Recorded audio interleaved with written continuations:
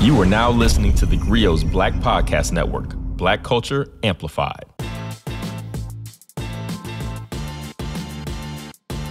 What's going on, everybody? Welcome to this special episode of Dear Culture here on the theGrio Black Podcast Network. We're here at the theGrio Awards in LA at the Beverly Hilton, interviewing the honorees and some special VIPs that are gonna come through the building. So make sure you check us out.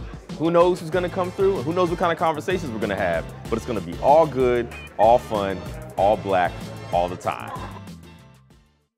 The first person I want to share with you all is legendary. I'm talking icon status. You know her from shows like 227 and Sister Sister. Oh yeah, I'm talking about none other than Emmy Award-winning actress Jackée Harry. Can I be her? Listen, I would love nothing more than for you to be her. My name is Panama Jackson. I am a Wow. Yeah, I know. Sometimes people react like that. It's like, wow, that's an interesting name. Panama. Yes. I have a podcast called Dear Culture at theGrio, and the whole purpose of it is to highlight and celebrate black culture, right? Everything that's wonderful about us. The griot, obviously the tradition of storytelling. Do you view yourself as a griot? Yes. I had to think about it, because griot is traditionally an African word for the storyteller. Yeah. It keeps the history of the people going when they don't have a written history, right? Absolutely. You think I didn't know that? Oh, no. Listen, I assume you know that. But we're telling our stories now on the internet, of course, and all platforms, this one being one. So yes, I'm a griot, but I have yet to tell the story of how it all came to be for me. So maybe one day I can, because I haven't thought about it. You kind of just working. Are you gonna do that at some point? Can we expect Oh yeah. to tell the story of how it all came to be? A couple more people got to die first, but I lean into the mic. It'd be like the Temptations movie, huh? What does it feel like to be a legend? And I don't say not that a lightly. legend. Yeah, ma'am. I'm an icon. Oh, you know what? I'll take that. You're an icon. So what does that feel like? I don't know yet. I don't think about it really. I'm being flippant, but seriously, I don't. There are some legends. I'm not there yet, but I'm almost. Maybe by Thursday. Maybe. Okay. Well, let me say, as a person who's grown up watching shows and films and everything that you've been a part of, you were part of my household. Oh. We were the 227. We were there. I watched all that. Sister. You're Huh? too young to be 227. You got to be sister with the twins. Well, yes, that was also that. So I was a little bit older then, but my parents loved My parents loved 227. So we used to watch that show religiously. I'm just saying, you've been a part of my life. 12, I am 43, ma'am. Woo, black don't crack. I love that that's the case. Hopefully that stays that way forever. You know this personally, firsthand. So look, one thing we always do on my podcast to end every podcast episode is we do a black fashion, which is a confession about your blackness. Something somebody would be surprised to know, because black people, we're not a monolith. We love to say that, right? So we all have these interesting things about us that people are like, really? That's what you like? Do you have a black fashion? A black fashion. A black fashion. I grew up in the Lincoln Projects in Harlem, New York City. How black fashion is that? There you go, listen. I ran the streets, not the streets, the streets. Yes. Born and bred. You know, isn't that something? I didn't think about that. And I make the best fried chicken in the world. Okay. Now, is this tested? You're going to slap yourself. Oh, now that's some good fried it chicken. Listen, I believe in food that make you slap yourself. Eat with your hands. That's right. Well, thank you so much for taking a few minutes with us here at Dear Culture. It is truly an honor. It is truly a pleasure. Thank you so much. Thank you, Panama. The night was all about honoring 12 black icons. And one of those was real estate entrepreneur and author Don Peebles, who was named the business icon for his work and commitment to diversity and equity in the business world. Here now joined by Don Peebles, one of our honorees this evening here at the theGrio Awards. How you doing today? I'm doing great. Now, from DC, right? I'm from DC. From DC. So I live in DC right now. Oh, really? I live in yes. Where in DC do you I live in live? Congress Heights. I live in the Okay. Congress Heights area, And I built southeast. I built my first building in Congress Heights. On MLK. You're right. On MLK. 2100 Martin Luther King Avenue. Yes, sir. So, how much has DC changed since you don't live in DC anymore, right? I don't. Okay. I don't. My But family's still there. Okay. Have you watched some of the as a developer, as somebody who is creating part of the landscape of the city? How has it been watching the growth and the change in DC over the past, I don't know, 20, 30 years? Well, you know, it's interesting. So I was born in D.C., and when I went to college, I came back home and started working there in 1979. But when I grew up in D.C., there was always a black mayor. Yes. The chief of police was black. Right. And the relationship that the police had with us as young black men and women was a very positive one overall. I mean, Right. it was not this adversarial one. And the government was focused on creating economic empowerment. And DC got a very transformative mayor. He had his problems, but he was very transformative. And the mayor for life. Talk about mayor for life, Marion Barry. And if it wasn't for him, and it wasn't for me being in DC at that time in the 1980s, I wouldn't be here today. So I got my first opportunity to build my first building from Marion Barry. And before that, I got my chance to be involved in real estate in the centers of power in DC through him. And so Washington, D.C., throughout the 1980s, there was a strong commitment for economic empowerment for black businesses. And so D.C. became the mecca, along with Atlanta, for black businesses. Yep. And Ward 8, where you live, where I live, yes, was the most influential ward because Barry and the government cared about black Americans and black D.C. residents. And so what I saw was transformative economic empowerment throughout the 1980s. And then it changed. And so it slowed down. So today, Washington, D.C. has had tremendous development growth. Right. Tremendous prosperity. We're always building something. There's always something being built. There's always something new. If you look at Southwest, which was urban renewal yes, for economic empowerment for black people, got redeveloped into the Wharf. Yes. Very limited opportunities for African American businesses. So if I look at D.C., I see great progress as a developer and business person, but I see tremendous lost opportunity and exclusion because D.C. is a tale of two cities. There's no longer the black economic power base that was there before. Right. It's now in Prince George's County. Right. And so what I see is lost opportunity, and I'm hopeful that black Washingtonians and black businesses will go back and look at D.C. now that it's going to have some problems as a result of the change of how people work and so forth. But I mean, D.C., there's never been any place like it when it was there in the 1980s for us as black business people. And I'm grateful that I happen to have been there and been a part of it. And without transforming, and it's important, it shows the power of politics. If it wasn't for a transformative mayor, I wouldn't be here. Fair enough. So, and so many of us got our start there. Absolutely. So how does it feel to be an honoree at the first GRIO Awards? Humbling. I mean, humbling and a great sense of pride. To be, being honored with someone like Patti LaBelle, who I have admired forever. Absolutely. Someone who is creative and transformative as Tyler Perry. My friend Robert Smith, who has knocked down tremendous barriers and set, a tone of philanthropy. I mean, it's humbling. But I also feel this sense of responsibility. Okay. And a renewed sense of responsibility that we have to step up the volume and the pressure for economic inclusion. Because if you think about going back to what happened after the murder of George Floyd, and how there was this day of reckoning and this time of reckoning. Absolutely. But now we're losing the momentum again. And we are not on the forefront of the discussion. And we need to get back on the forefront of discussion economically. All right. Well, sir, thank you so much for being here. We appreciate all that you do, all that you've done, all that you will do. And I hope you enjoy your evening. Thank you very much. Thank you, sir. From business talk with one of the country's wealthiest black men, Don Peebles, to laughs with the legendary comedian, Luenell. It's a pleasure to meet you. I'm a fan. I've been a fan for a long time. What's my name? Luenell. First off. You didn't say it. First off, I was getting there. Thank you very much. Allow me to do my thing. I'm the host right now. The host right now. This is Dear Culture with Panama Jackson. I'm on a step and repeat back here.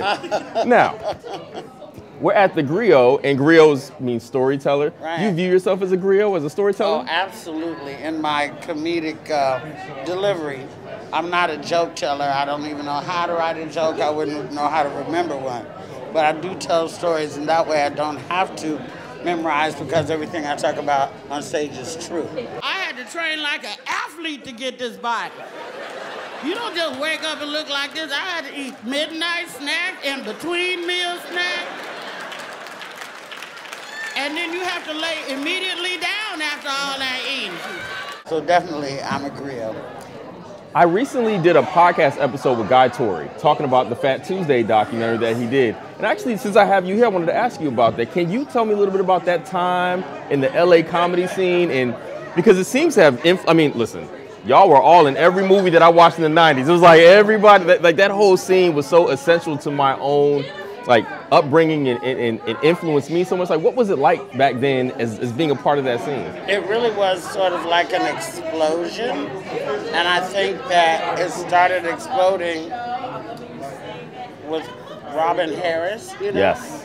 And then people started taking notice of the griots that we've always had and the stories that we've always told, and they noticed that, hey, these black folks like to have a good time and make a good movie, and they make money. Yes, they do. Yes, they do. Yes, they do. It put a lot of people on. You know, we had never had national television exposure as comedians until BET's Comic View and Def Jam. Right. That's the first time we had national exposure. And from those days spun out many, many Absolutely. multi-millionaire stars today, just from that era. And when Guy put together Fat Tuesday, P-H-A-T, P-H-A-T. not F-A-T, it took us back, when we were watching, it really took us back to that time. And things were less complicated. There wasn't social media. It's like, that person funny, go see him. Right. That was the social media, and we didn't have any of the, you know, cyberbullying or anything like this, or haterade and stuff like Right. that. There's always going to be problems with people, but it wasn't like, you know, beefs and stuff like that. Right. And while social media is great for us to promote, and we've come a long, long way, you know. For me, like looking at comedy, even on a special, it's just not the same as being in the room. Gotcha. Yeah, I agree. You just get a different The energy. vibe you know? is different. The feeling is there. Yeah. Yeah. But I think that documentary was a great, great thing, and I think that being here tonight, especially being at the first one, is really amazing. I'm rarely in town on the weekends ever, so to be here, to be able to come is great. To be here, and after, you know, quarantine, I still am amazed when we come together and pull together all dressed up. You can't outdress us. They tried at the Country Music Awards, but you can't outdress us, you can't outstyle us. And black people we walk with pride and with our heads held up, and now you're in a whole room full of them. Yes. And it's like a herd, and you can't help but the energy rub off from yourself to other people to yourself. All right. The last question I'm going to ask you, this is something we do at the end of my podcast every episode, which is we ask everybody for a black fashion, which is a black fashion, a confession about your blackness, something that people will be surprised to know about Luenell because you black. What's something that people will be surprised to know? Put you on the spot. That if some of my friends knew how much I don't care about them, they'd be really hurt. Oh, that's a confession right there, boy. That's a black fashion.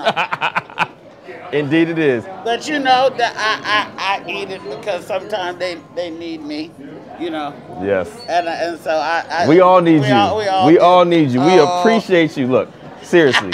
Thank you for everything you've done. I was not joking when I said I'm a big fan. You've been in all kind of movies and everything that I enjoy and love. I'm a black movie connoisseur. I consume blackness at an amazing clip. That's wonderful. We should get together and watch a movie one night. Listen, popcorn. you call me, you let me know. Ooh, I mean, I live in DC, I don't call but men though. well, I only call back.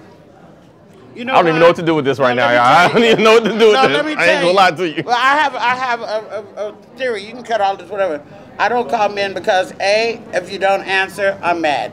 Okay. B, Fair. if I leave you a message and you don't return it, I'm mad. C, if you say I'm gonna call you back and you don't call me back, I'm mad. So to avoid all that, I just don't call men. I only call back. The logic works. It works out. Yeah, That math. I just wait till you call me. Ladies and gentlemen, that math's right there. Thank you so much. Thanks for having me. Thank you so much. We God appreciate bless you. y'all. Enjoy your night. Someone I was really excited to see was Nicole Hannah-Jones. You know her. She's the Pulitzer Prize-winning reporter who covers racial injustice at the New York Times and the creator of the famed and landmark 1619 Project, and is currently the founder for the Center for Journalism and Democracy at Howard University.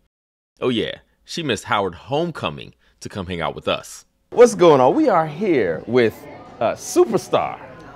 Come on now, Nicole Hannah-Jones, one of the most famous black people probably in white America, black America, everywhere at this point. You are the name of my podcast is Dear Culture, and you are the culture at this point, as much as you have given and done. So we're part of theGrio, and I've been asking everybody this just because I think it's an important question, but do you view yourself as a griot? Yes, I guess I do. I guess I do, right? I mean, I definitely see myself in the tradition of black storytellers, of black people who are determined to do as the very first black newspaper, the Freedom's Journal, said, we wish to plead our own cause, no longer should others speak for us. So I hope so. It seems like a big title to kind of bestow upon yourself. So well, I would happily bestow it upon you. Thank you. See me that way, but yes, and if I'm not, I hope to get there. Yeah, well, as a fan, as somebody who's obviously engaged with your work, culturally, just in many ways, I absolutely view you that way. What does it feel like to be missing Howard Homecoming right now?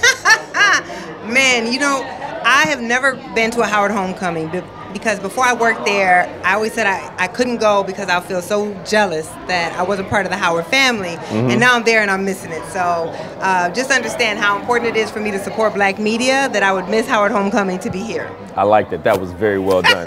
So the last thing I'm going to ask you here. So one of the things that I do on my podcast is when everybody, at the end of every show, we do a black confession, which is a confession about your blackness. So I would ask everybody to come up with something that people will be surprised to know about Nicole Hannah-Jones, because as the arbiter of black culture the way that you are, what is something people will be surprised to learn? I'm about to get canceled over this. Oh, let's do it. But I've seen Gone with the Wind about 10 times. Really? The whole thing? The whole thing. That movie's long. The whole thing. So you like it. You actually like Gone with the Wind. I feel like it's an amazing, it is amazing storytelling. It is amazing storytelling. The fashion is beautiful. But also, if you want to understand how black people in slavery were conceptualized in the white mind, there's almost no better case study than Gone with the Wind. So for all of those reasons, yes, I've seen that movie many, many times. But I've never admitted this publicly before. Exclusive right here on the I'm going to say Culture. that this tape was doctored, but yes, yes, for many reasons, it tells you everything about how white people thought about slavery and black people at that time, and in many ways, how they think about it now. Fair enough. Well, thank you for taking a couple minutes with us here Absolutely. at Dear Culture to share your story about Gone with the Wind, which is not what I thought you were going to say. I literally never saw that coming. But we appreciate you. We love all the work that you're doing. Sincerely, I'm going to edit this. Hold on. Can I get it? No, I'm playing. It's all good. Thank you so much for joining us. Thank you. All right. A member of the Griot family, Michael Harriet, also made some time for us. We're sitting here with Michael Harriet, writer, white peopleologist, one of the most famous black people on the planet. He brought us such threads as, are these people black famous? And well, he likes to tell stories. He has a book coming out specifically for that purpose.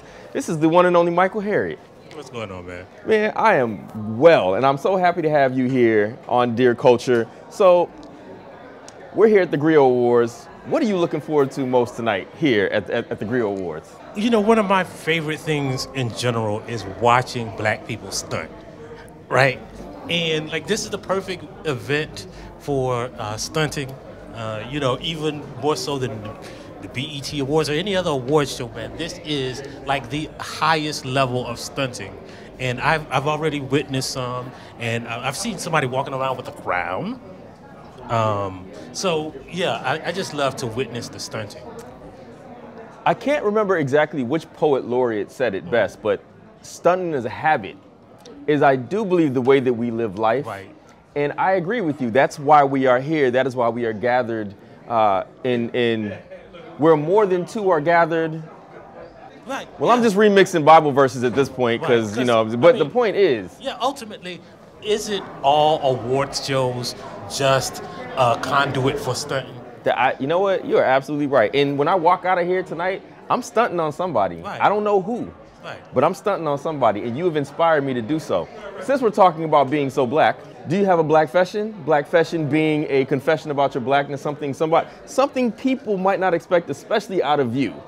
So my black fashion is kind of embarrassing, but most black foods I cannot eat, or I have never eaten. So I'm allergic to all milk products, so I've never really had macaroni and cheese, although I make a good macaroni and cheese, I am told.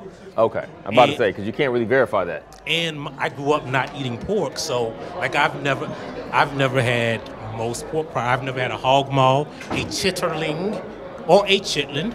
Okay. By the way, he's a black man from South Carolina. I just wanted everybody to be very aware of this. I have seen more actual pigs than I have eaten. So I don't even know what to do with this information, but I appreciate you sharing it with us because that lets me know that you love and care about me as a human, that you would share something so antithetical to your very career. Yeah, so this is the worst part, right? This is might get me kicked out of the club. Okay. Because of this, because not eating bologna, pork. I have never had the bologna with the red string around it. I'm not sure you're missing anything because I have had that, and while I remember eating that, I don't remember that being a choice. Mm-hmm. So, you know. But look, we appreciate you being here, sharing this with us here for a minute here I feel like I've cleansed myself. This was a cathartic moment. We're going to let the people decide on that one because we're definitely airing this. So we're going to let the people decide on what that means and how that impacts where you go from the future. All right, man. My brother, Michael Harriet, love you, man. Appreciate you. And it did not take long for a very famous face to react to Michael's mac and cheese black fashion. One of our writers, Michael Harriet, don't even eat mac and cheese. What? That's exactly what I did. That's the same thing I did. He don't eat macaroni and cheese. And he makes macaroni and cheese, but he don't eat it. Now, he has reasons. He's allergic to dairy, but that's beside the point. I'm not going to let that get in the way. You can find different type of cheese. There's vegan cheese. There's all kinds of stuff. Yeah, all kinds of stuff. Where's the camera? We're going to take this brother black card. The one with the blackest jacket in the room. Come here. The one with the blackest jacket in the room. Boy, tell me why you don't eat macaroni and cheese. Okay, allergic to dairy. They have vegan cheese. Now, what's the other answer? Why you can't? Cashew, you can get the cashew, all that different stuff. Come here, looking sharp, boy. I know, ain't looking all sexy. Look at casket sharp, like we say. Casket ready, sharp, right? Ready boy? to lay him right down. They laid him down nice. Yeah, you gonna be a good son. Now listen with your little chocolatey self. And why don't you eat macaroni and cheese? You know they fried, they put lobster in it. Aren't you a chef? Where's your companion? I know somebody love you. Okay, somebody you trying to fall in love. You're in love. And she said, and they say, baby, if you love me, eat a spoonful of macaroni and cheese. You doing it? What's happening? Yeah, I would do it. I'm not. You would do it? I'm not anti-macaroni and right, cheese. I don't want to. Good, My good. stomach is. Oh. Well, get the best cheese, government. Cause you make grilled cheese, government cheese. Very good, hard to cut, because you got to stand on top of something to smash that knife down, and it never cuts. So you need some leverage. It's a triangle. Okay. It's a triangle. You gotta get up. You gotta get. Okay. Yeah. All right. And with the good grape jelly, that's a good sandwich. That was easily one of my favorite moments of the night. Cheryl Underwood is a beloved comedian, but she was actually one of the hosts for The Big Show. This first annual GRIO Award celebrates our culture in all levels of every endeavor that Black people are a part of. I love it. I love it. And that's exactly why we are here. Like, what does it feel like to be able to be one of the first people to come and do, like, you literally get to set the tone where we're going with this? Like, what is that like for you? Well, wait a minute. Don't forget Tay Diggs, because we're a hosting duo. Don't tell him this. He's probably my favorite actor. And you know what? An amazing actor, but a comedian. But he's gonna play straight man tonight. He's the straight man? Yeah, Okay, all right. Straight man tonight. But you know what's great about this? That Byron Allen had the vision to put this together, and I think we got the most powerful of the most powerful. And what I'm hoping is that families will come together and watch this, but children will look up at that stage and see examples that they can follow. I love it. Last thing I'm going to ask you, this is something we do on my podcast to end every episode. We do a black fashion, which is a confession about your blackness. Something that folks would be surprised to learn about you because you're black. We always have those things that people are like, I think I've done everything that the culture will allow. And you know what? That is the best answer that one could possibly give. And I put God first and everything else fall into place. There you go. Amen. Amen. Amen. Amen. God is good. All the time. And all the time. God is good. There you go. Now, if you was my pastor, I'd come to church more often. Hello. Up next is R&B singer and songwriter Gawapale, whose name means move forward in Setswana, a South African language. I bet you didn't know that. I know I didn't know that. What does it feel like having a name that people don't know how to pronounce? It's my only experience in life. I think it's been like a real coming of age thing for me, you know, when I was little and I had to repeat it over and over. And really it's a family name pronounced Huapele, which is even harder than I was going to say, because I've been saying it wrong too. I thought I had it. But the thing is, when I got into entertainment, I was like, let's just do it phonetic, Guapele, you know, and in South Africa, people still make fun of me because it's a family name. But I think, you know, when I was younger, I didn't want to stand out. And then when I really stepped into being an artist, I just claimed it and claimed my uniqueness. So it's just like something I had to grow into. So you didn't want to stand out. Somebody As like a little kid, no. Really? I wanted to fit in.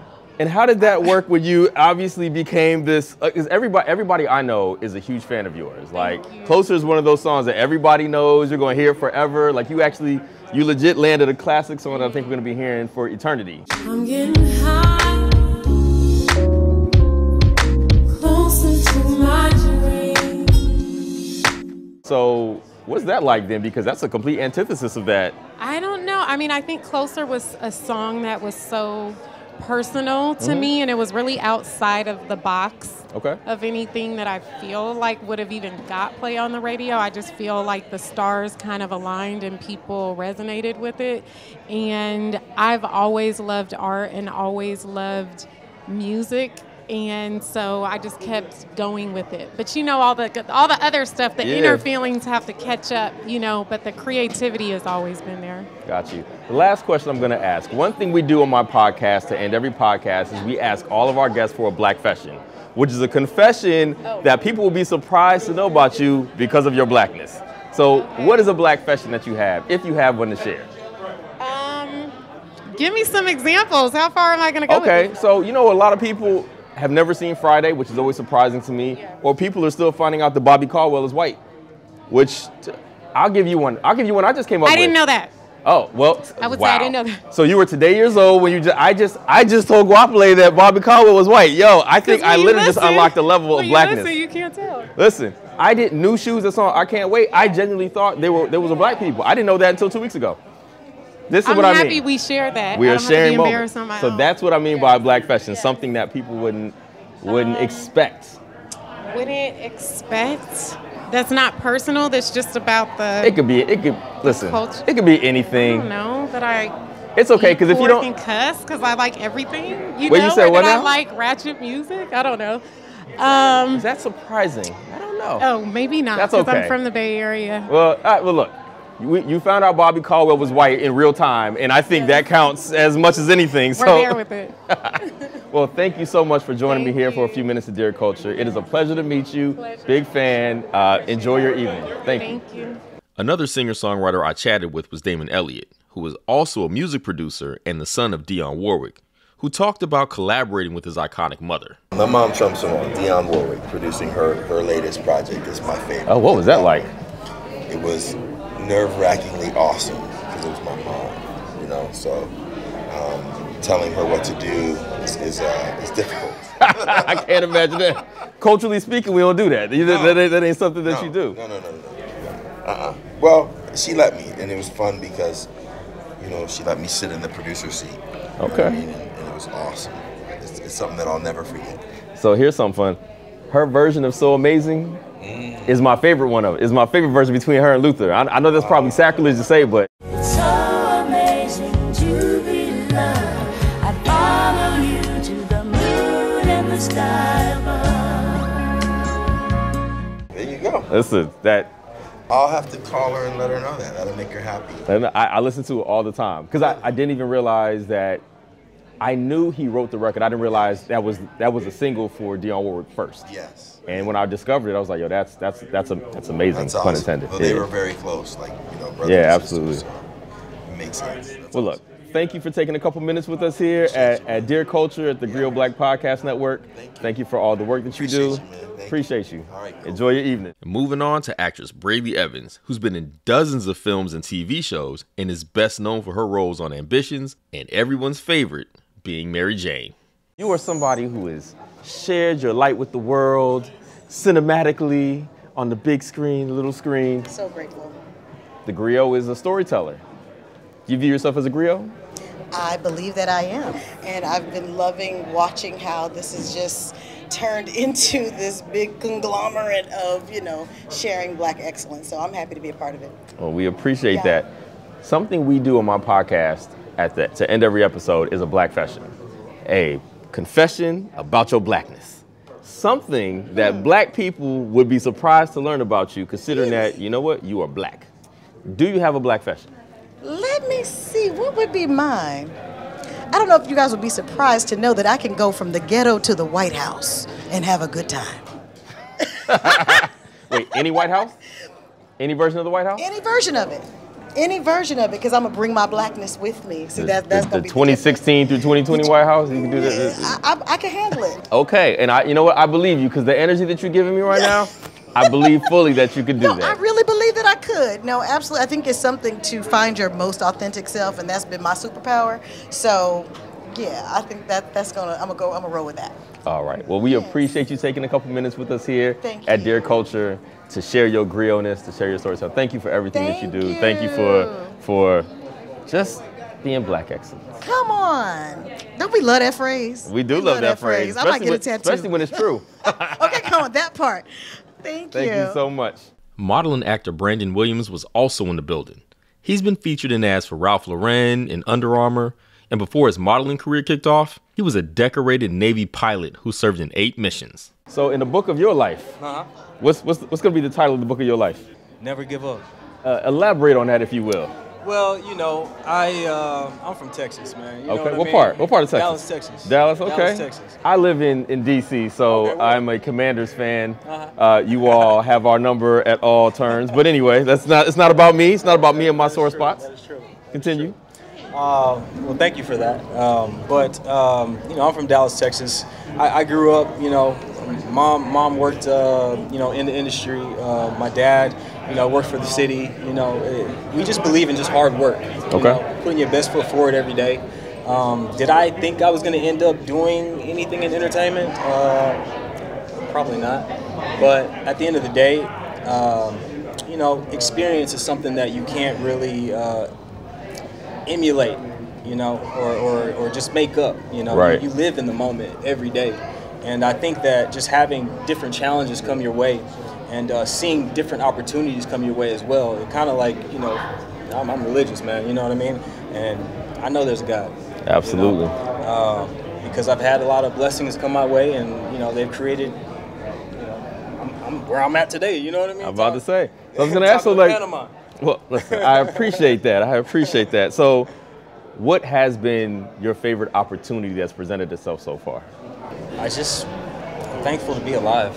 Okay. I'm thankful that I'm able to be in places like this and, speak to people and network within my community. Absolutely. I think that's something that, it speaks volumes. It speaks volumes as far as where we started and where we are now. Absolutely. Yeah. Well, I appreciate you taking a little bit of time out to speak with us here at Dear Culture. Best of luck in all of your endeavors. Enjoy the evening, and we'll see you out there. All right, brother. And rounding out the night was the impressive Michelle G, who's the president of multicultural advertising for theGrio. But she's also served as the CEO of Ebony and Jet magazines and has a long history as a BET executive. Basically, she's everywhere Blackness is. Why do you think it's important to celebrate the way that we're doing? Because who else is going to? So my grandmother taught me, if not you, then who? If we don't celebrate our own across different categories and disciplines and different people, we know that the world's not celebrating us, whether it's in the hallways of corporate America, whether it's on a stage or an award show. So we got to honor ourselves and tell our story so that we become part of the fabric of this amazing country. Now, did you rehearse that? Because that was perfect. I feel like that was a perfect response. I don't need your, because I've been that person. I'm about to say that. I've been invisible. Come on now. Listen. And we appreciate everything that you have done and are doing and will do. The last question I'm going to ask you is, when on our podcast, at the end of every podcast, we do a Black confession, which is a confession about your Blackness. Something like, for instance, a couple weeks ago, I just realized that the people that sing the song, I Can't Wait, New Shoes, I did not know those were not Black people. I made that discovery. I was very surprised when I discovered this. Wow. Do you have a Black confession that you can share with us? A Black confession. So I'll say this. I'm a little girl from Oakland, California. Okay. And my mom is Canadian. She's, white with blonde hair and blue eyes. And my dad was 6'4", a black dude, you know, and we grew up in Oakland, and oftentimes I'm required to say what I am. Like people want to know, they want to put me in a box, and I just grew up in a culture that's amazing. I'm a black woman, and I'm proud to say that. And so, you know, I don't talk about one side of my family, but I love my mom, I love my dad, but we have an opportunity to choose a culture, and I choose to walk in my amazing blackness. So that's my. There you go. I will take it. You'll take it? Okay. I'll take it. Right. Thank you so okay. much. Right. It's a pleasure. Thank you so Absolutely. much. That's going to do it for Dear Culture, where Black voices are amplified.